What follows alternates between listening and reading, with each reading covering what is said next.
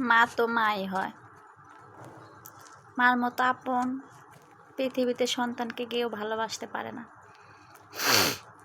আপনারা হয়তো দেখেছেন কিছুদিন আগে বাস ডুবে গেছে, সেখানে মা নিজের জীবন বাজি রেখে সন্তানকে জানালা দিয়ে বের করে দিয়েছে, কিন্তু আমরা বুঝতেই পারি না।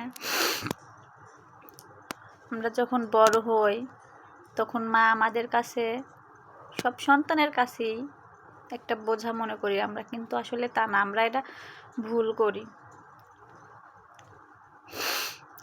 যখন দাঁত থাকে মানুষ, তখন কেউ দাঁতের মর্ম দিতে জানে না, কিন্তু দাঁতটা যখন চলে যায় তখন সবাই বোঝে যে আসলে ওই দাঁতটার কি মর্যাদা ছিল।